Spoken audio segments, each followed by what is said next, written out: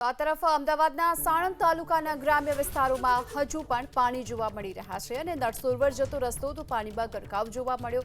સાણંદના વેચિયા ગામ રોડ પર પાણી ફરી વળ્યા છે। વરસાદે વિરામ લીધો અને છતાં પણ હજુ સુધી આ પાણી નથી ઓસર્યા। માર્ગો પાણીમાં ગરકાવ છે, લોકોની મુશ્કેલી વધી રહી છે। આસપાસના ખેતરોની પણ આ જ સ્થિતિ છે, ખેતરો પણ પાણીમાં ગરકાવ જોવા મળ્યા।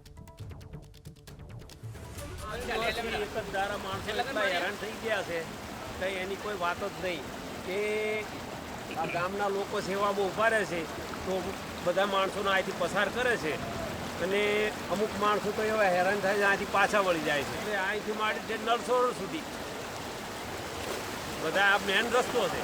મેન રસ્તામાં દરેક આટલા ગામડાના બધા સાણંદ આવવા જવાવાળા હોય, સાધન આવી જઈ શકતું નથી।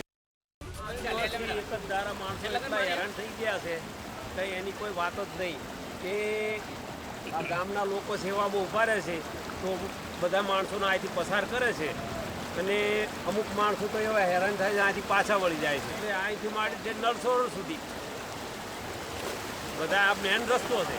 મેન રસ્તામાં દરેક આટલા ગામડાના બધા સાણંદ આવવા જવાવાળા હોય, સાધન આવી જઈ શકતું નથી।